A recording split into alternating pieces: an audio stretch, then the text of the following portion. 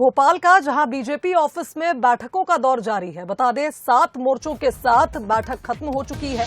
तो वहीं इस बैठक में 2023 चुनाव को लेकर तैयार रहने के लिए सलाह दी गई है। सभी मोर्चों की जमीनी हकीकत को जाना गया।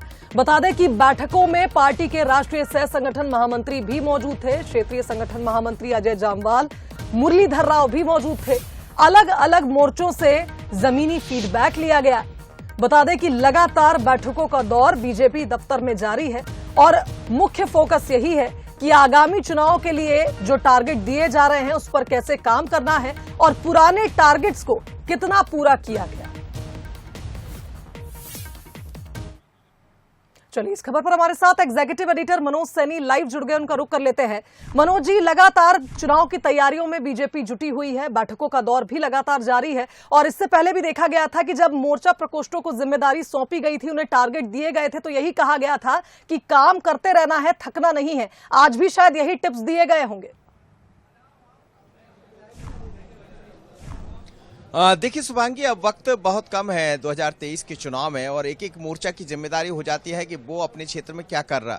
यदि युवा मोर्चा है तो युवाओं को लेकर क्या कर रहा है, क्योंकि 52% से ज्यादा युवा है और सबसे बड़ी बात यह है कि युवा वोटर्स को साधना। कमल खिला एक अभियान चला था, उसकी जिम्मेदारी युवा मोर्चा को सौंपी गई थी। तो पूछा गया कि कहां कहां कमल खिलने की तैयारी आपने की है।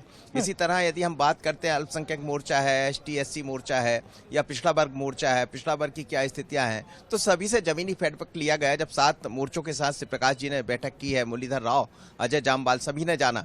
बड़ी बात यह है कि अजय जामवाल के पास हर एक मोर्चा की हकीकत भी है कि कौन से मोर्चा का अध्यक्ष या कौन से मोर्चा के पदाधिकारी कैसा काम कर रहे हैं। तो एक तरफ उनकी तरफ से बात बताई जा रही थी, दूसरी तरफ उनके पास भी जो फीडबैक था, उन्होंने कहा कि आप जो कह रहे हैं वो ठीक नहीं है, मैं आपकी जमीनी हकीकत जानता हूं, तो आप भी जिस जमीनी हकीकत से वाकिफ करा रहे हैं वो हकीकत में ही बताएं तो ज्यादा बेहतर होगा। तो एक तरह से कहा जाए तो दो टूक कहा गया है कि अब वक्त नहीं है, वक्त कम है, आपको काम करना है, एक एक बूथ को अपने अपने क्षेत्र में जातिगत समीकरणों को साधते हुए आगे बढ़ना है। लेकिन बात यही नहीं है, अब अलग अलग मोर्चों के साथ, जैसे अजय जामवाल जी अभी अल्पसंख्यक मोर्चा के साथ बात कर रहे हैं, महिला मोर्चा के साथ श्री प्रकाश जी खुद बात कर रहे हैं, मुरलीधर राव एक अलग मोर्चा के साथ बात चल रहे हैं। तो अलग अलग मोर्चों के साथ भी उनकी जमीनी हकीकत जानी जा रही है। लेकिन ये भी समझा जा रहा है कौन सा मोर्चा कितना काम कर रहा है और आने वाले दिनों में मोर्चे के भीतर भी कई तरह के परिवर्तन देखने को मिलेंगे। हो सकता है कुछ नए लोगों को काम सौंपा जाए और ये भी देखा जाएगा कि मोर्चे की तरफ से जो शिकायत की गई, कुछ शिकायतें हैं कि विधायक नहीं सुनते हैं, बाकी जनप्रतिनिधियों को लेकर शिकायत है, तो उस पर भी काम करेंगे। तो बहुत ही एक अलग तरह का फीडबैक तैयार किया जा रहा,